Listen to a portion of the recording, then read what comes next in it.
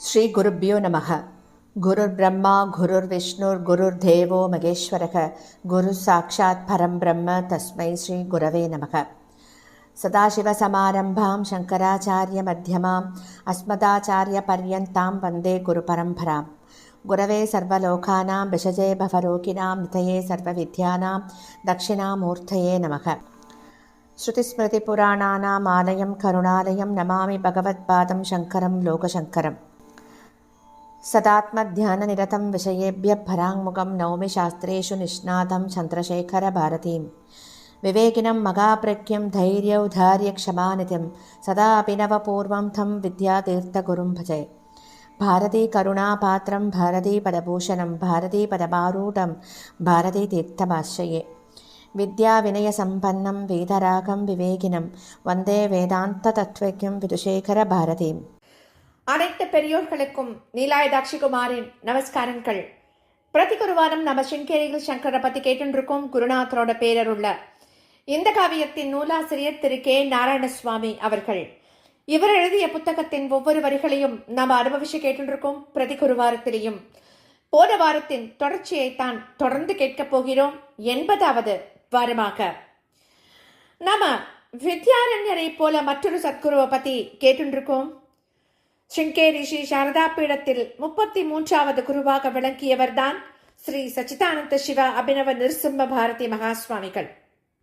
மதுரை ஜில்லாவுக்கு ஆச்சாரியால் யாத்திரை வந்திருக்கிற சமயத்துல ராமநாதபுரம் சபஸ்தானத்தோட அதிபதியாக இருந்தவர் தான் ஸ்ரீ பாஸ்கர சேதுபதி அப்படிங்கிற சத்புருஷர். அவர் பரம ஆஸ்திகர். அவர் ஆச்சாரியால தரிசனம் பண்ணி அந்த ஆண்டோட வியாச பூஜையும் ராமநாதபுரத்தோட சமஸ்தான அரண்மனையில தங்கி நடத்தணும் அப்படின்னு பிரார்த்தனை பண்ணிக்கிறார். ஆச்சாரியாலும் சாதுர்மாசிய காலம் 2 மாதங்களும் அங்கேயே தங்குறார். அது மட்டும் இல்லாம நவராத்திரி உற்சவம் கூட அங்கேயே நடத்த ஏற்பாடாகிறது. பாஸ்கர சேதுபதி ஆச்சாரியால்கிட்ட ஒரு விண்ணப்பம் வச்சிருக்கிறார். என்னன்னா, அந்த ராஜராஜேஸ்வரி ஆலயத்துல எல்லா பூஜைகளும் உற்சவங்களும் அந்தணர்களை வச்சுண்டு நடத்தப்படுறது. ஆனா அந்த 9 நாள்ல ஒரு குறிப்பிட்ட தினத்துல சகஸ்ர பூஜை அப்படின்னு ஒண்ணு வெகு காலமாக நடத்தப்பட்டு வந்துருக்கு.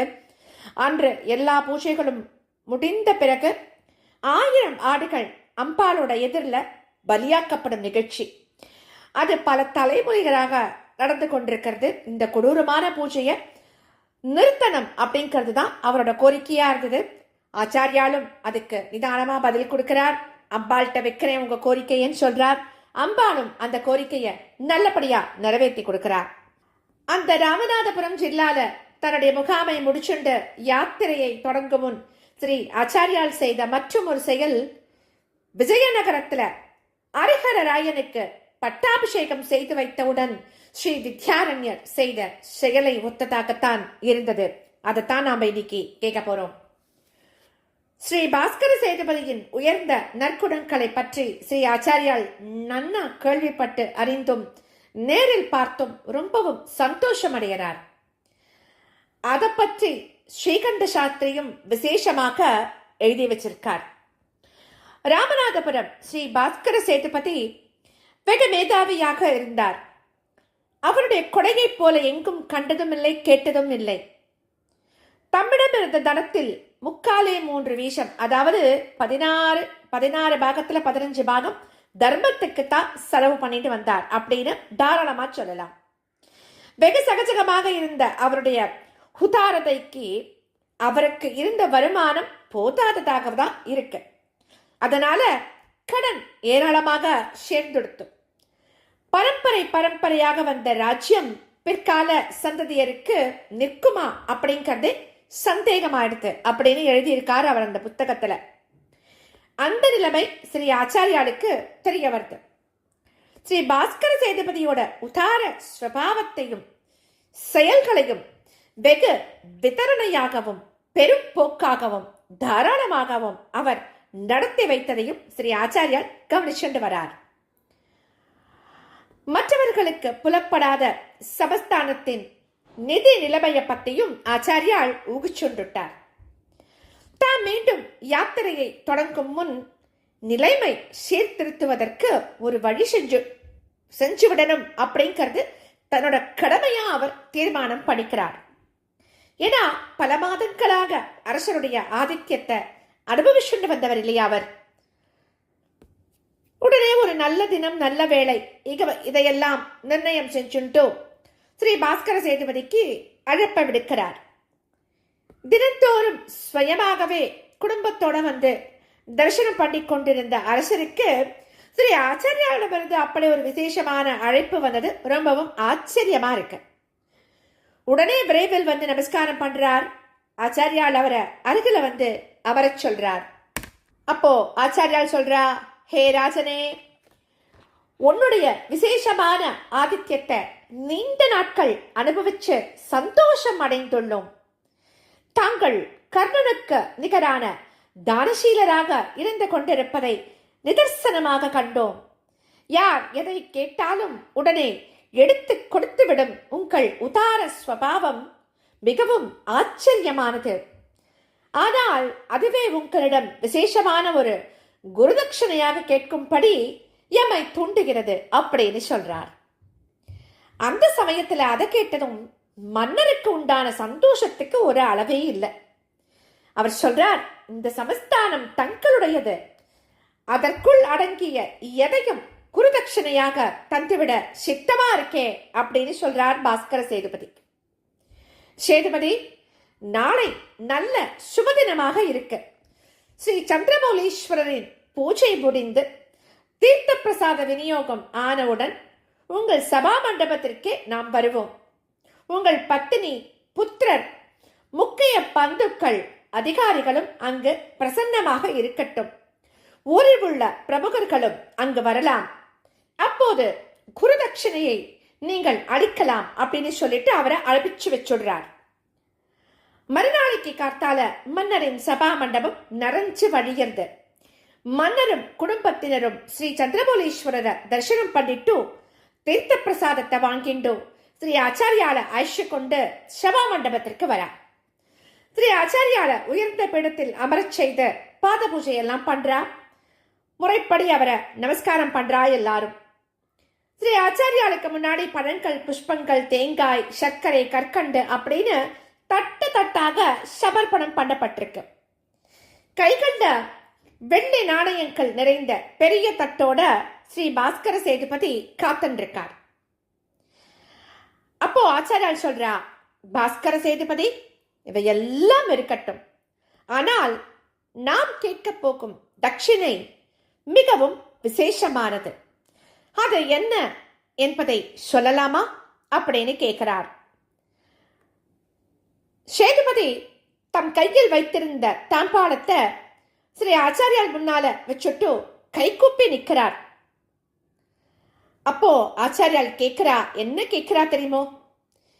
எமக்கு வேண்டியது உங்கள் ராஜ்யமே, அதை தருவீர்களாக அப்படின்னு கேட்கிறார் ஆச்சாரியால். அந்த வார்த்தைகளை கேட்ட சேதுபதி மன்னருக்கு புலன்காகிதம் ஏற்பட்டுடுத்து. மகிழ்ச்சியில் என்ன சொல்வது அப்படின்னே புரியல. அது அந்த காலம். பிரஜைகள்லாம் மன்னருக்கு கட்டுப்பட்டு இருந்த காலம். மன்னர் எதை விரும்பி செய்கிறார்களோ அதுவே தமக்கு விருப்பம் அப்படிங்கிற எண்ணத்தை மக்கள் கொண்டிருந்த காலம் அது. அதனால மன்னர் தன் மனமு வந்து தன்னுடைய ராஜ்யம் முழுவதையும் தம்முடைய குருநாதருக்கு தாரை வார்த்து காணிக்கையாக கொடுத்தத பிரஜைகளும் மனப்பூர்வமாய் ஏத்துக்கிறார். தட்சிணையை புன்சிரிப்போடு பெற்றுக்கொண்ட ஸ்ரீ ஆச்சாரியால் மன்னரின் சிரத்தில் தம் வலக்கரத்தை வைத்து ஆசி கூறுகிறார். பிறகு கம்பீரமாக சொல்றார், சேதுபதி, உங்களுடைய குருபக்தி மிகவும் அசாதாரணமானது. இதுபோல எங்கும் நாம் கண்டதில்லை. பக்தியுடன் நீங்கள் அளித்த இந்த காணிக்கையை மனப்பூர்வமாக ஏற்றுக்கொண்டோம். இப்போது தங்களுடைய குமாரரை அனுக்கிரகிக்க விருப்பம் கொண்டுள்ளோம். அவரை எம் முன்னே வர சொல்லுங்கள் அப்படின்னு சொல்றார். பட்டு வஸ்திரங்கள்லாம் அணிச்சுண்டு உடம்பெல்லாம் விபூதி பூச்சுக்களுடன் விளங்கிய அரசகுமாரன் ஸ்ரீ ஆச்சாரியாலின் முன்னே வந்து சாஷ்டாங்கமா நமஸ்காரங்களை எல்லாம் பண்றான். அவருடைய பெயர் ஸ்ரீ ராஜராஜேஸ்வர முத்துராமலிங்க சேதுபதி அப்படிங்கிறது. பரம்பரையாக வந்த அந்த கலையோட காணப்படுறான் அந்த அரச குமாரன். அப்போது ஸ்ரீ ஆச்சாரியால் பிரஜைகளையும் அதிகாரிகளையும் நோக்கி உரத்த குரல்ல சொல்றார், எல்லோரும் கவனமாக கேட்டுக்கொள்ளுங்கள். உங்களுடைய மன்னர் ஸ்ரீ பாஸ்கர சேதுபதி மகாராஜா தன் ராமநாதபுர ராஜ்யத்தை குரு காணிக்கையாக எமக்கு சமர்ப்பணம் செய்துவிட்டதை நீங்கள் நேரடியாக கண்டீர்கள். அதை என் இஷ்டம் போல் விநியோகம் செய்யும் உரிமையை நாம் பெற்றுள்ளோம். இப்போது அந்த செயலை செய்ய உத்தேசித்துள்ளோம். உங்கள் முன்னிலையிலேயே எம் அனுக்கிரக பூர்வமாக இந்த ராஜ்யத்தை இளவரசர் ஸ்ரீ ராஜராஜேஸ்வர முத்தராமலிங்க சேதுபதிக்கு அளிக்கிறோம் அப்படின்னு அறிவிக்கிறார். அப்போது சபா மண்டபத்துல ஜெகத்குருவிற்கு ஜே, அரசருக்கு ஜே, இளவரசருக்கு ஜே அப்படின்னு கோஷங்கள்லாம் எழர்ந்து அந்த சமயத்துல ஸ்ரீ ஜெகத்குரு தம்மை மீண்டும் நமஸ்கரித்து எழுந்த ராஜகுமாரனை அருகில் அழைத்து அவருடைய சிரத்தில் அக்ஷதைய தூவரான். பிறகு அதன் மேல் தம் வலக்கரத்தை வைத்து ஆயுஷ்மான் பவ அப்படின்னு ஆசி சொல்றார். அப்போது அவருடைய கண்கள் பனித்திருக்காம். அப்போ அவருடைய அனுக்கிரக பலத்தினால் சமஸ்தானம் மீண்டும் செழிப்பான நிலையை அடைந்தது அப்படின்னு சொல்லியிருக்கா எல்லாரும். இதுதான் நாம அந்த வித்யாரண்ய சுவாமிகளுக்கு இணையாக நம்முடைய ஜெகத்குருவும் இப்படி ஒரு நிகழ்ச்சியை நடத்தினது ஒரே மாதிரி இருக்கு இல்லையா? இனி நாம ஸ்ரீ வித்யாரண்யரோட சரிதத்தை தொடர்ந்து கேட்கலாம். அடுத்த வாரம் ஸ்ரீ சத்குரு பாகி, ஸ்ரீ சத்குரு பாகி, ஸ்ரீ சத்குரு பாகி.